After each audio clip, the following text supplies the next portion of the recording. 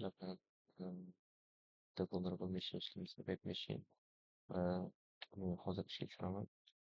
Ishga tushirib, o'sha ishga tushirib oldim. Demak, endi bizni qilishimiz kerak bo'lgan ish uni buzib, bitta play'ni topishimiz kerak. Odatda ikkita play topilardi, doimgidek user play, root play va bunda aniq bo'ldiki, faqatgina root play mavjud. Demak, root play'ni aniqlashimiz kerak, tizimga boot darajasiga chiqishimiz kerak va tushishimiz kerak, exploit qilishimizga to'g'ri keladi. Hop, demak, qiladigan birinchi ishimiz target IP'sini aniqlab olish, chunki biz IP'ni ham bilmaymiz. Hop, demak, birinchi qiladigan ishimiz target bizda qayerda turganini bilamiz. Demak, target biz bilan bitta tarmoq ostida va sudo apt schema -l optioni bilan lokal tarmoqdagi hamma qurilmani aniqlashga harakat qilamiz.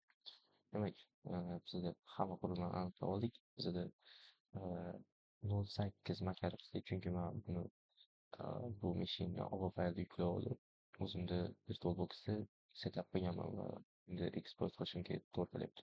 Hop, demak, IP'sini aniqlab oldim.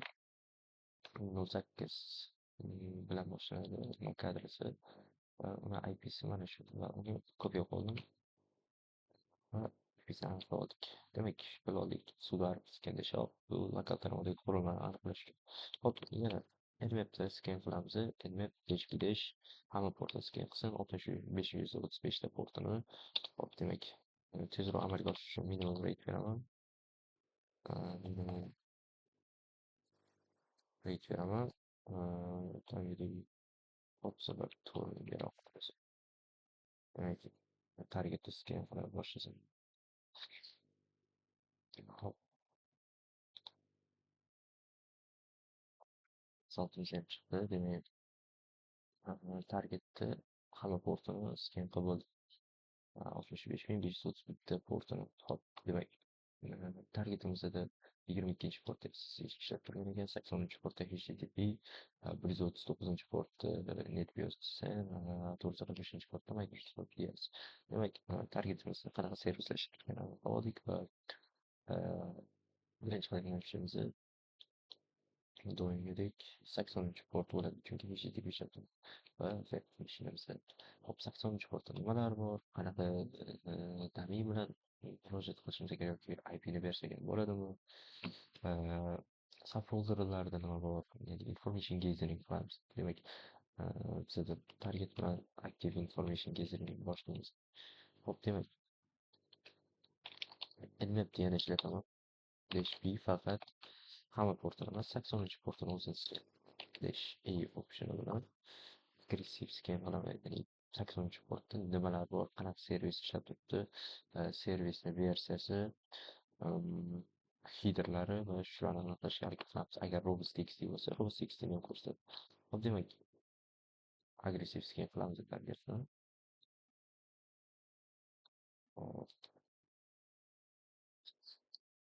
Demak, natijasi mana chiqdi. Demak, ko'rishimiz mumkin, port 80, state flat ochiq, servis HTTP versiyasi esa, ya'ni version Apache HTTPD 2.52 versiya, ya'ni Ubuntuda ishlab. Demak, targetimizni aniqlab oldik. Targetimiz Ubuntu distributiondan foydalangan ekan va targetda HTTP ishlab turibdi, Apache'ni 2.52versiyasi. Demak, HTTP server headerlarida yana version haqida ma'lumot ketgan. HTTP title Apache Ubuntu default page works. Demak, agar IP'ni o'ziga murojaat qiladigan bo'lsak, Apache 2 default page'ini ko'rar ekanmiz. Demak, MAC adresi haqida ma'lumot bergan, operasion sistema haqida ma'lumot bergan. -a optioni har skriptlarga tekshirib ko'radi, operasion sistemani aniqlashga harakat qilib ko'radi va bizning operasion sistema Linux, kernel 5, demak, bizda hoplarni ko'rsatdi. Demak, bitta hop bor targetimizga. Yaxshi. Endi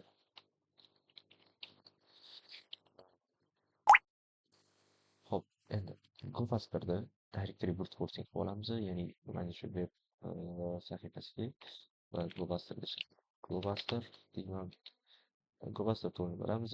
U o'sha veb saytni directory brute forcing qilib beradi yoki bo'lmasa subdomainlarni enumerate qilib beradi. optionlari juda ko'p va biza ishlatadigan optionimiz dir parametri bo'ladi. Ya'ni dir parametri directory brute forcing uchun dash URL bilan URL beramiz, http IP adres beraman, dash w bilan word list beraman, qaysi word listdan foydalanib ko'rsatsam, demak user share ichidagi word list ichidagi dir bus ichidagi demak directory list list ve 3 medium txt'den foydalansin. Demak, biza nima qilamiz? Govastar ishlatamiz dir parametri bilan directory brute forcing uchun word list beramiz, ya'ni URL beramiz va word dash w bilan word list berdik. Bu default word list. Linux install qilganligida o'zida bo'ladigan built-in word listadan bittasi. Ya'ni bilamiz, Linux bu intrusion tester degan distributsiya va unda word listi o'zini tool'lari mavjud bo'ladi bu opsiyada. Directory list 2-3 medium txt'dan foydalandik. Negaki, bunda word list hajmi katta va brute force juda kerak. Xo'p, demak, brute force qilishni boshlaymiz. Demak, birinchi brute force natijamiz chiqdi. WordPress sahifasi mavjud ekan. 301 status kodda kutib turamiz. Demak, WordPress sahifamizda bor. Demak, bir aniqlab olsak bo'ladi. Targetimiz WordPress texnologiyasidan foydalanayotgan deb taxmin qilishimiz mumkin. Demak, open'ni qilib ochiraman brauzerda. Hop, bizada default, ya'ni WordPress sahifasida nimalar bor? Hop, demak, bu yerda oddiy sahifa, head left, demak, page bor ekan va bu yerda search qismi bor ekan. Demak, bu yerga faqat SQL injection so'rovini yuborib qo'yamiz. Oddiy qo'shtirnoq berib syntax error message xabarni kutaman. Hop, demak, search qilaman.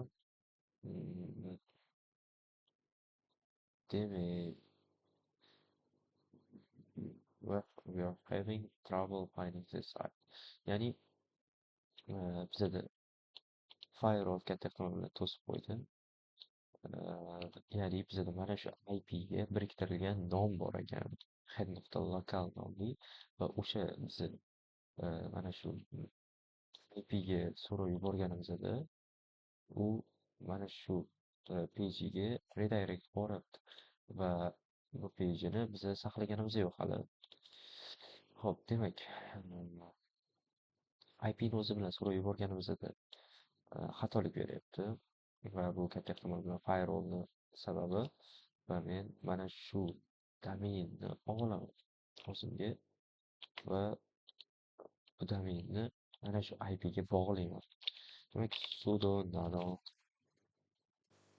etc post fayli olaman va u yerda IP adresini birinchi yozamiz. Demak, IPimiz nima edi? 10.39 158 demak. 139 158 IPda ishlatibdi. Hop, to'g'ri. Hozir yaxshi. Va nomimizni head.local boshidagi hostdb ishlatamiz. Hop, demak, nima qildik hozirgi ishimizda? Ya'ni IP adresini domenga o'girib oldik. Ya'ni IP adresi bilan o'ziga so'rov beradigan bo'lsak,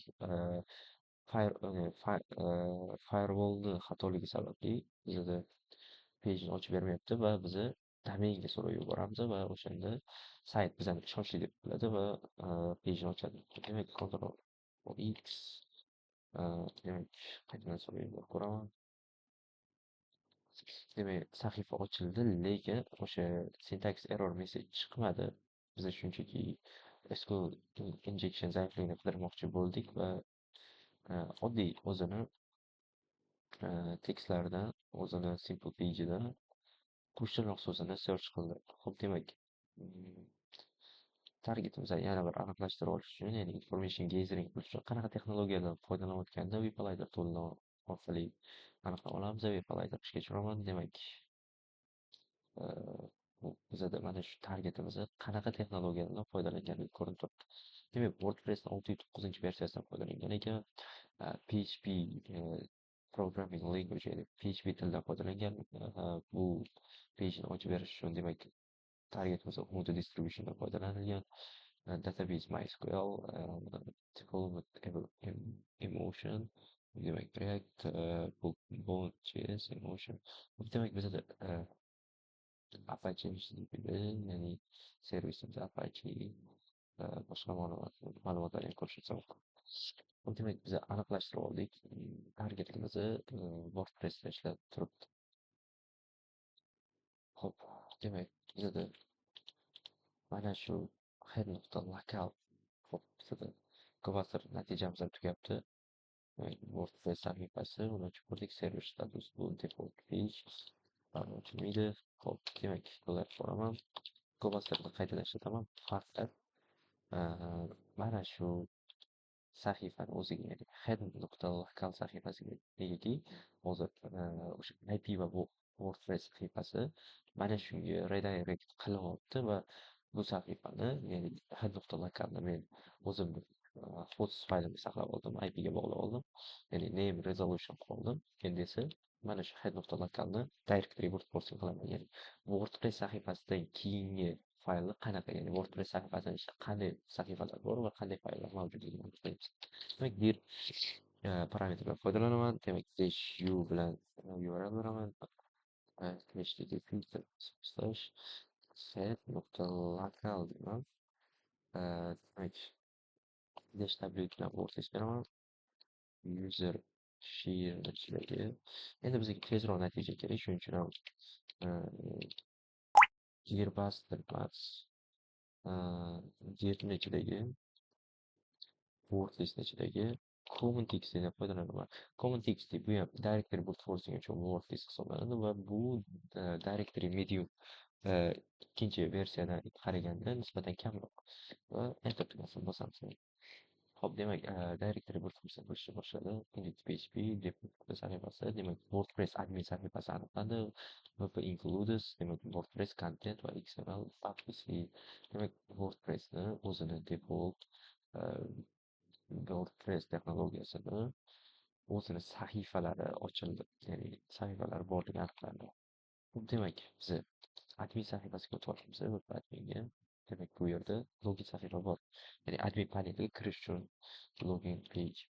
Demak, bunga default WordPressni sahifalarini ishlatib ko'raman. Admin, ya'ni default credentiallardan foydalanaman. Adminga kirib ko'raman. O'xshamadi, demak, admin password qo'yish mumkin.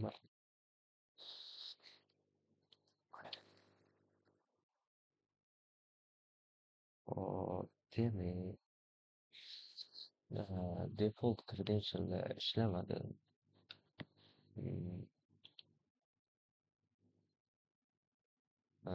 WordPress texnologiyasi SQL injection'ga ancha himoyalangan. Buni SQL injection qilishga iloji yo'q.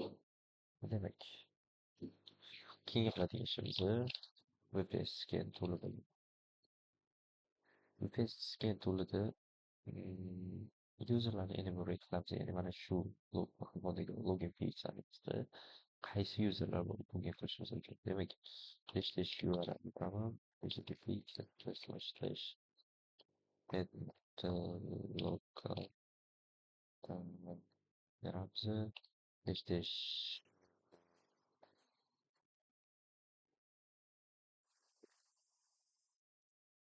userlarni theme'larni, ya'ni sahifalarni va pluginlarni enumerate qilsin.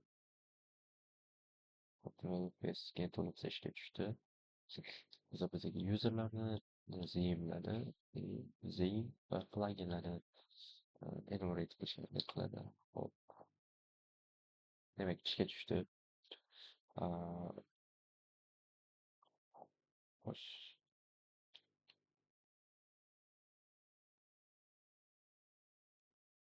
Demak, userlar aniqlandi. Bizda Alex nomli user bor ekan. Biz login qilishimiz uchun qanaqa pluginlar bor? 2025 plugini tanish, yaxshi. mm, bizda Chrome PHP bu WordPress'ni o'zini default sahifalaridan bittasi Uploads nomli sahifasi bor ekan, yaxshi. Demak, upload qilib ishlay olishimiz ehtimoli bor. XML podpisi boya chiqarib bergan natija. Xo'p, demak, biza user aniqlab oldik. Alex nomli user bor ekan. Mana bu qismga Alex deb yoza olaman demak. Lekin uni parol noma'lum. Parolni ham aniqlashga harakat qilamiz. Unda oldin password yozib ko'raman. Alex deb yozib ko'raman. Xo'sh, buni aniqladi. Hop, demak, qo'yib qilaman. Ya'ni VPS scan'da dash URL beramiz va dash user beraman.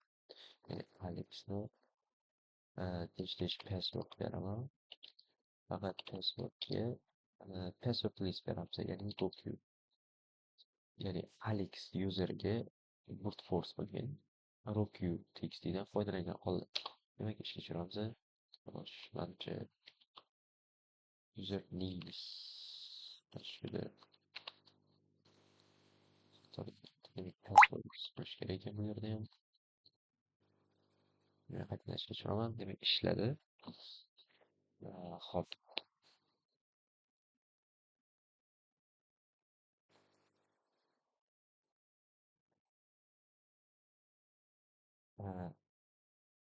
hozir qiladigan ishim mana shu sahifaga roku txt har bitta ichidagi word listidan ya'ni tekshirib qo'yib ko'rib tekshiradi va aniqlarni successful bo'ldi. Bizada Alex userning paroli brute degan holda secret nomli parolani aniqladi. Ya'ni Alexning paroli secret ekan. Demak, secret bilan kiramiz. Va demak, biza ilmiy panelga kirib muvaffaqiyatli. Yaxshi. Mana bu WordPressni admin paneli. Ya'ni mana shu texnologiyalar veb-sayt qurilgan. Bu texnologiyaga ko'rishingiz mumkin. WordPress qanaqa texnologiya haqida ma'lumotlar yig'ishinglar mumkin. Bu ya'ni front-end developerlar uchun yoki bo'lmasa back-end developerlar uchun bu qanaqadir veb sahifa qurayotgan bo'lsangiz, misol uchun siz front-end developersiz, front-end dasturchisiz, yoki umuman full stack ishchisiz va qanaqadir veb-sayt qurishingiz kerak. WordPress texnologiyadan agar foydalanadigan bo'lsangiz, uni o'zini shaxsiy PHP faylari bo'ladi, o'zi databazasi bo'ladi, o'zingiz SQL server databazasiga ulab qo'yib, bemalol, misol uchun login sahifa ishlashingiz mumkin, qanaqadir sahifalar yaratishingiz mumkin, o'zini plaginlari bor va bu o'sha front-endlarni, ya'ni full stackchilarni umumiy dasturchilarni ishini yengillashtirish uchun ishlab chiqilgan texnologiya va bu texnologiyani siz ishlatsangiz hech qanaqa HTML, CSS, JavaScript yoki PHP odatda kamdan kam PHP endi HTML, CSSda kod yozib o'tirmaysiz. Shunchaki sahifa ochib beradi. Siz o'zingiz yozasiz va o'zingiz front-end veb-saytingizni qurasiz. Hech qanaqa HTML dasturlash tillarisiz. Demak, mana shu admin sahifasi boshida aytganimdek, mana bu yoqda o'zini misol uchun pejlari bor. Add pages qilib yoki bo'lmasa mana misol uchun add pages qilib o'zinglarni misol uchun Elliot yozaman. Misol uchun o'zinglarni pejinglarni o'ylab topasiz. Misol uchun Elliot degan pej yarataman. Ismiga oldiga misol uchun red Hackers qolagan, ya'ni o'zinglar mana shu Elliot nomli sahifadan yaratib qo'yasizlar.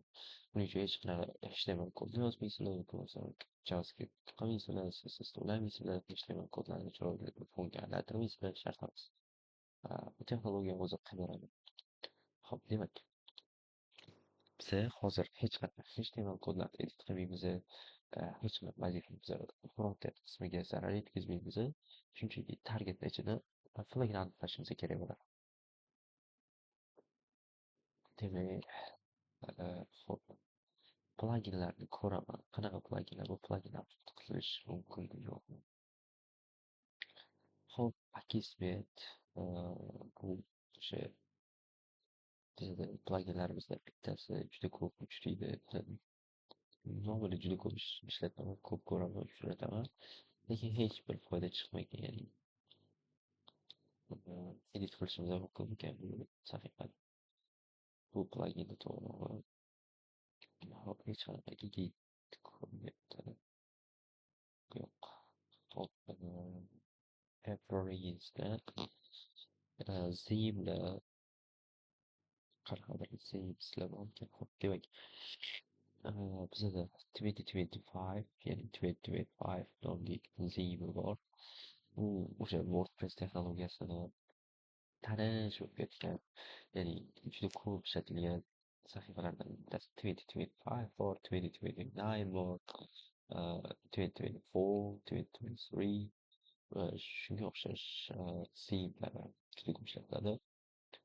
Theme qilsam qanaqadir PHP kod yoza olaman. Ya'ni bizni vazifamiz PHP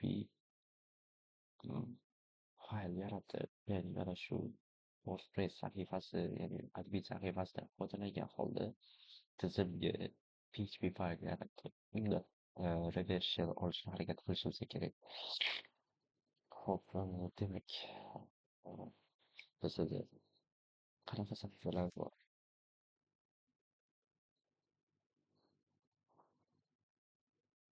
Demak, install so'rayapti. Demak, bu katta ehtimol bilan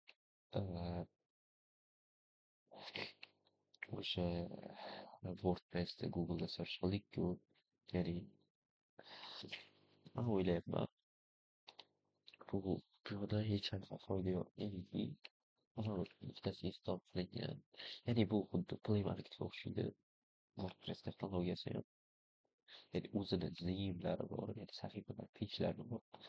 O'sha pejlarni siz yoki pluginlarni siz o'zini sahifasiga kirib ham install qilishingiz mumkin yoki WordPress texnologiyasidan o'zingizni target emas, distributioningizga o'rnatganingizda, ya'ni o'sha o'zini o'sha brauzerni ochasiz va taklif qiladi. Mana bu zimni o'rnat, mana bu zimni install qil, xuddi Play Marketda taklif qilgandan keyin install qilib olasiz. Misol uchun targetimiz mana buni, ya'ni 2025, 2024, или 2023 shu zimlarni install qilgan ekan, qolganlarini teginmagan ekan. Install turibdi, qolganlarini esa install so'rayapti.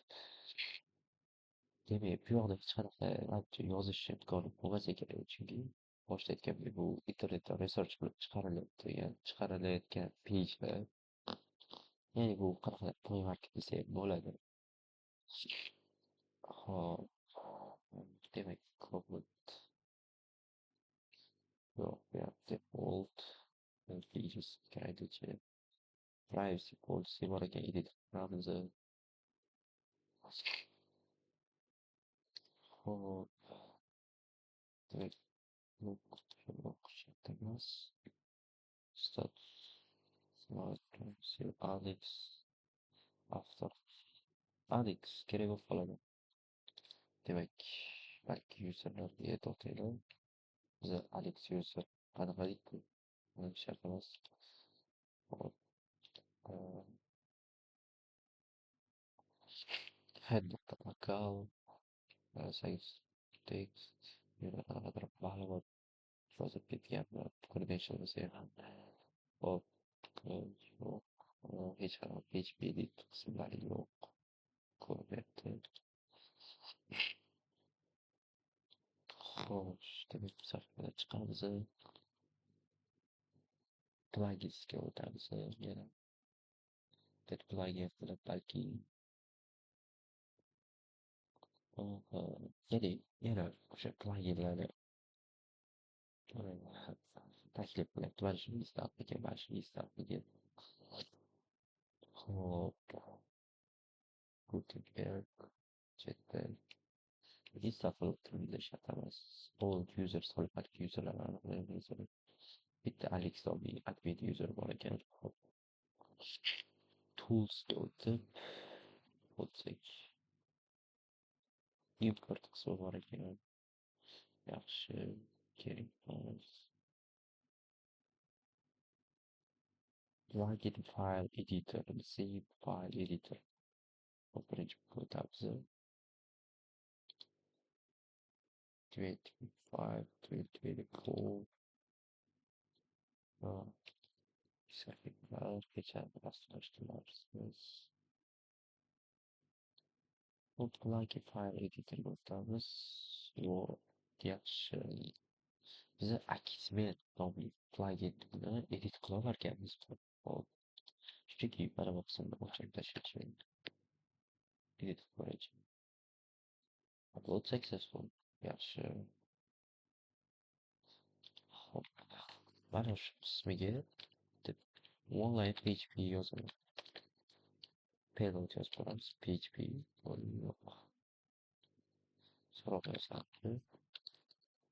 PHP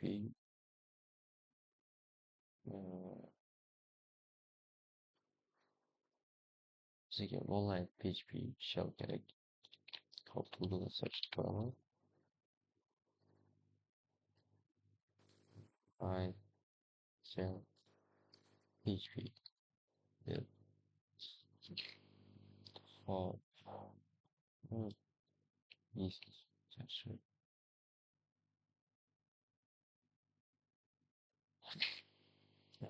Shell desak. Yaxshi.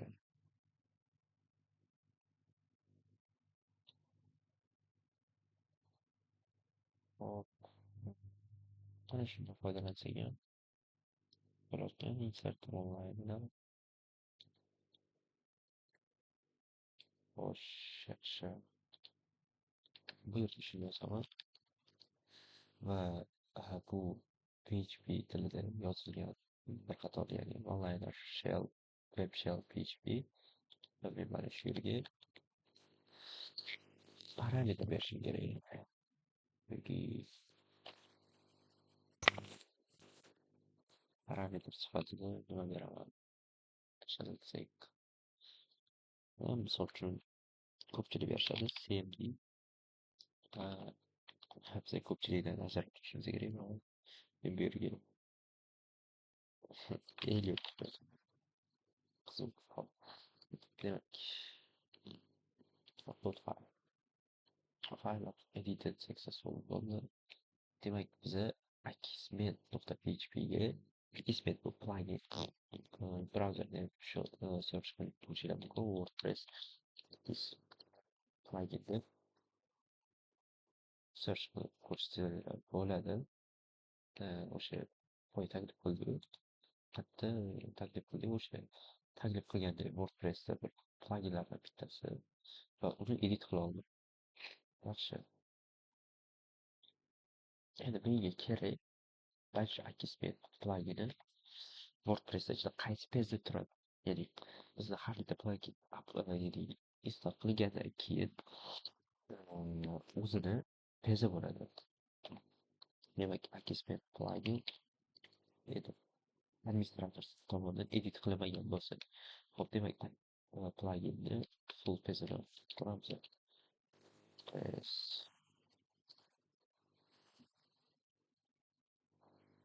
Hop. Demak, bu kontentni ichida, pluginsni ichida akismet.php hop, ichiga kirib ko'ramiz. Hozir biza bu adminlarimiz mana shu yergacha o'chirib tashlab beraman.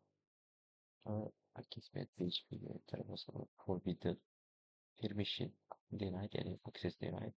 Mumkin emas u pejga kirish. Demak, Akismet bo'lmas ekanmiz. Hop.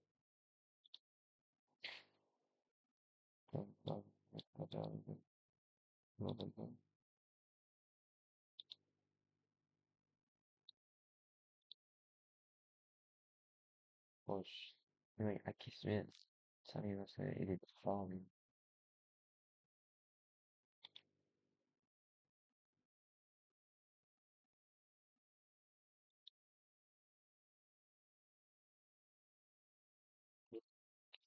Ekan.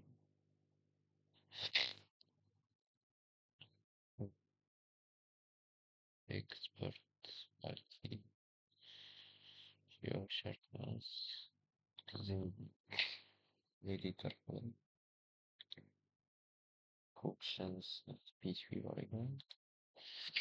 2024 ga kirib ko'ramiz. Certification CSS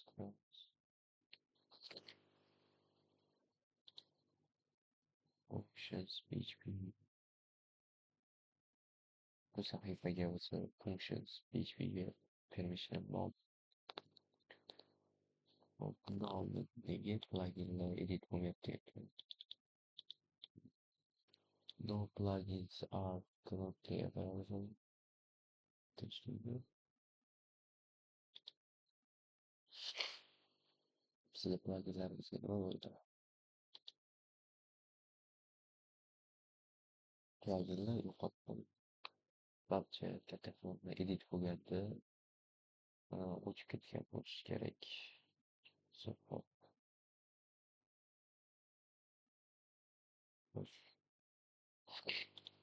Demak,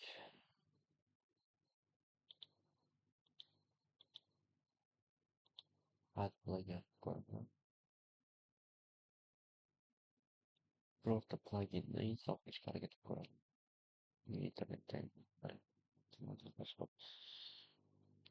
xo'sh, bizga любой pluginni olaman.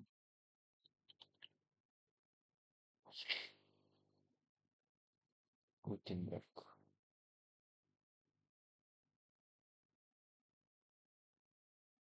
To'g'ri update bo'lgan.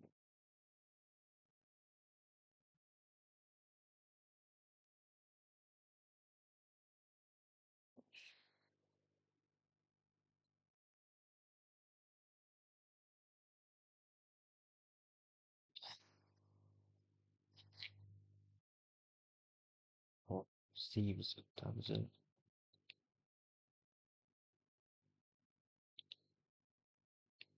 Yangi Steve yuklab ko'raman. Agar o'xshasa.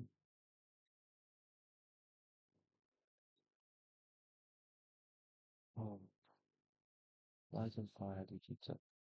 Not sure. Maybe.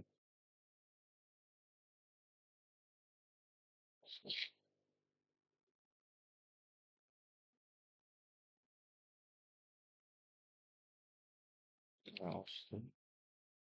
Gutenberg'ni installadik. Demak, yaxshi. Boshqa javoblar xatolik tufayli manimcha errordan keyin o'chib ketdi. Demak, endi menga kerak bo'ladi.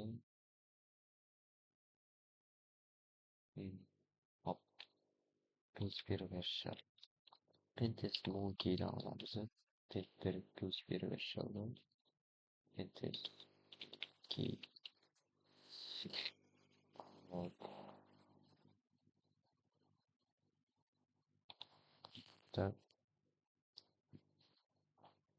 Bu nima beradi? Bizga reversion beradi agar buni upload qilsak.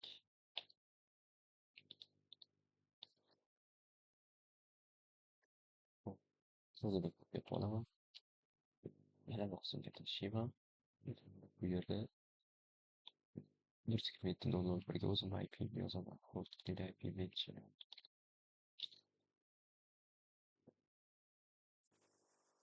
Demak, adresini olaman.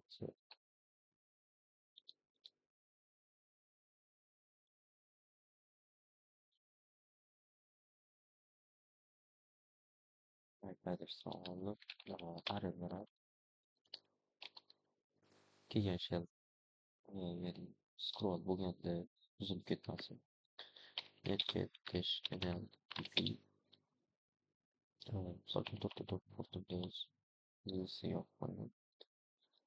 Demak, bu yerga portga to'xtatib beramiz. Demak, upload file successful. Upload content o'taman.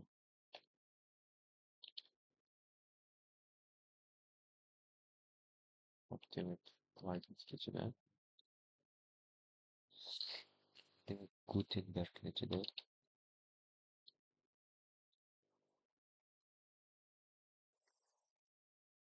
va Gutenbergni ichida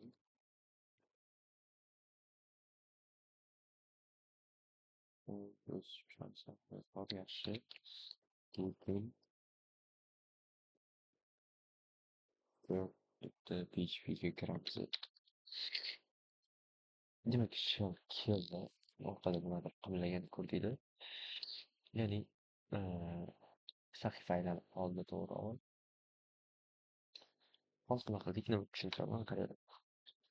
Bu yerda plugin editor nomli sahifa bor.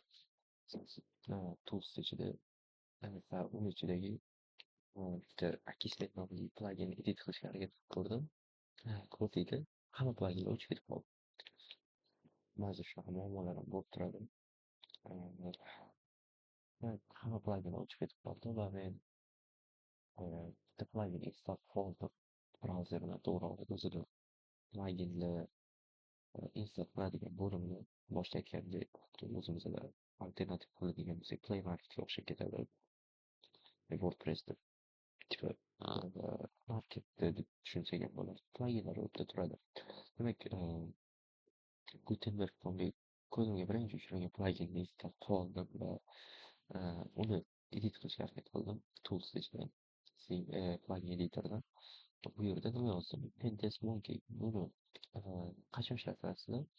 Targetinglar PHP Common Language'dan foydalangan bo'lsa va unga fayl upload qila olsanglar, mana shu PHP Reversal'ni, ya'ni Pentest Monkey'dan install qilib ko'rsam, shunchaki kodini olib, mana bu qismda IP'ni yozib, attacker IP'si va attackerni portini berib, bunga katta list qilib upload qilsanglar, demak shell keladi. Men hozir o'zim IP berdim, to'rtta portimni reset qilib turdim va portimni berdim. Xo'p, demak, sahifaga so'rov yuborganda ochildi. Demak, hozir men kimman?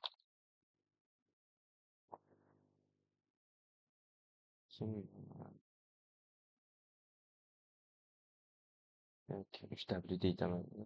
Bu конечно UchW deytaman. Negaki targetimiz Apache servis, ya'ni Apache'niki servisdan foydalanib turibdi. Bu UchW esa Apache'ni default userlardan bittasi, servis user hisoblanadi.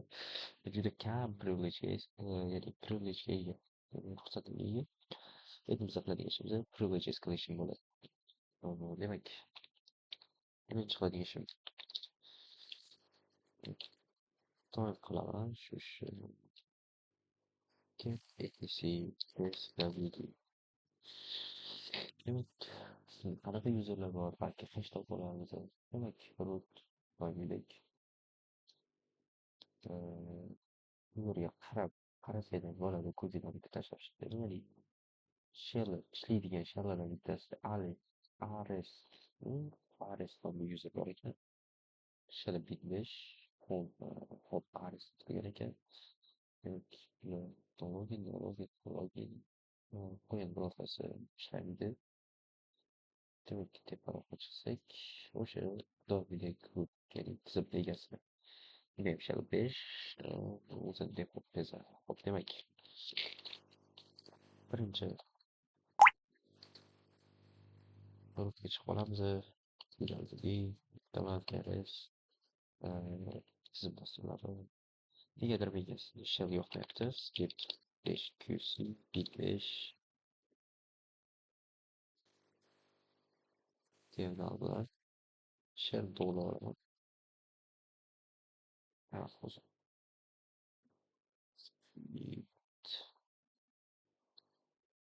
shell to'g'rilandi. Demak, biz o'sha doimgi dasturlarimizni bin, dev, lib, etc, home, demak home'ni to'g'riladi. Biz o'sha Aresni home'ga Aresni to'g'rilamiz. Birinchi beramiz. Nima qilsam bo'ladi? Savob qilaman. Qarang, turibdi. Xo'sh, yuqoriga chiqamiz. Demak, edit bittamiz. Cocker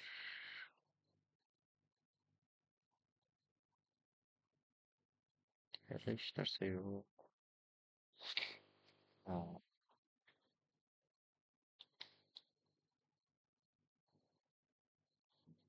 hop, shtat Vipita. Hudud ishlatamiz. Yaxshi.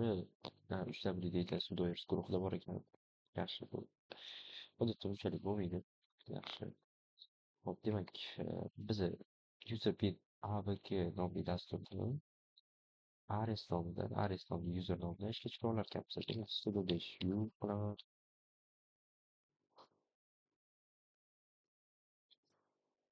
Mana bu dasturni beraman. Abk awk demak, bu dastur bilan biza Step Open saytini quramiz. Okey, saytini quramiz. Bu dasturning qanday privilege escalation disable awk ni qidirib qilaman. Demak, awk. Demak, mana bu dasturni ishga tushirsak, biza o'sha ya'ni qaysi user nomidan ishga tushirsak, o'sha userga o'ta olar ekanmiz. Hop, GTF Open saytini tanishtirib o'taman.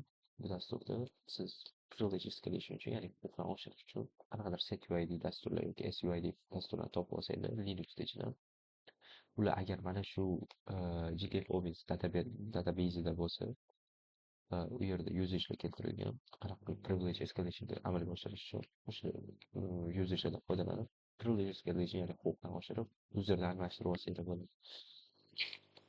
Hozir men mana bu dasturni kopiya qilaman. Demak, ya'ni o'sha shuga Aresni beraman. Qaysi user nomini demak, Ares. Ya'ni bu nima qiladi? Sudo dash u, ya'ni Ares nomidan ishga tushib, AWK dasturini, ya'ni user ichidan begin nimadir nimaga bu optionlarni hop demak, system shell ya'ni min sh hop shell qo'yamiz. Davomida hop shellimiz o'zgarib qoldi. Demak, qo'yaman qilaman. O'sha Ares bilan yaxshi birinchi privilege escalation'imiz o'xshagan. Demak, yana shell to'g'ri olamiz. HQC bunga doimiga qo'shib yoqmaydi. Kernel. Demak, shell to'g'ri oldim. Hop, demak, birinchi qiladigan ish qonunga olaman. Nimalar bor qonunda? ls hech narsa yo'q. ls cjb folder bor ekan. Demak, cjb ga kirib qo'yaman. Demak, cjb filter folder kiritdim. ls bin dasturi bor ekan. Bu nima dastur bo'lsa? Ha, ha, folder emas, dastur ekan. Demak, binni o'qib ko'raylik. 5.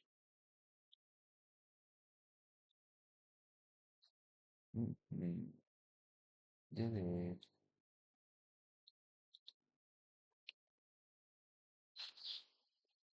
telefon 2005 yozilgan va Aresni o'ziniki, userniki. Nimaga? Hop, demak, Bezaux'dan ko'rdik. Hop, video uzun qoldi.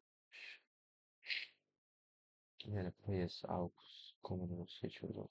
Nazoratni topib qilib, shu maqsadda. Hop, doimgi bo'yicha sahifalar.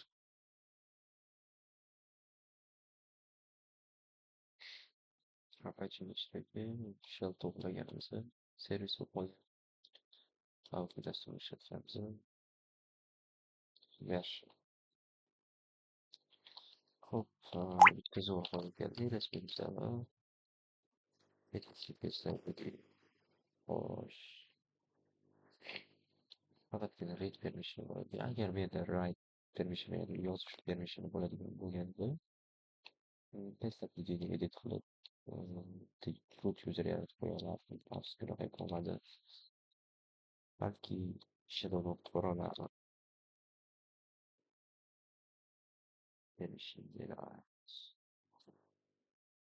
Xo'p, demak, sudada ishlab qolamiz. Yaxshi, demak,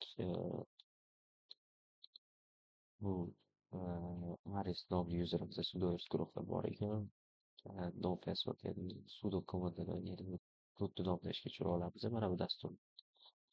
Demak, bu dasturda nimalar berilgan? Demak, ikkita nuqta orqaga aytyapti, ya'ni ikkita nuqta orqaga falonlov shuncha orqaga qaytib qolmaydi. Home ichiga Aris, ya'ni o'zimni home'im yaxshi, okey. O'zimni home'imdagi nuqta CJB, okey. Xo'p, demak, bin dasturini ishga tushirib, hop, TMBni ichidagi istalgan dasturni ishga tushira olarkanman. Ya'ni mana bu dastur orqali TMPni ichidagi istalgan faylni ishga tushira olarkanman. Demak, bizda TMPni ichida o'zi nimada bormi?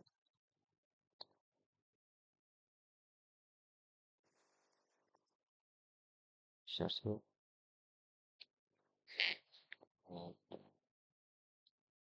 Demak, TMPni ichiga bitta shell PHP yozaman. Bu interaktiv shell emas. Nega mana yozaman? Demak, echo qo'shtirnoq bin 5 jo'natiraman. Shell.shga, ya'ni shell.shga bin 5 nomli so'zni oddiy qo'llab ketaman. Cat shell.sh o'qib olsam, bin 5 demak, mana shu dasturni ishga tushiraman.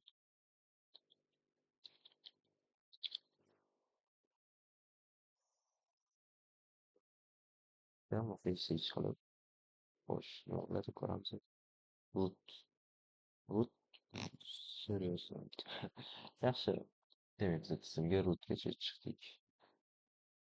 Xo'p, tabriklayman, mashinamiz ishlab bo'lindi. Boshqa va'da qilganga yo'q. Bitta plug bor, uni ham odatiy root homida bo'ladi. Demak, cat proof of txt plug topildi. Demak, bizni tizimni qo'lga oldik, ya'ni mana shu veb-sayt.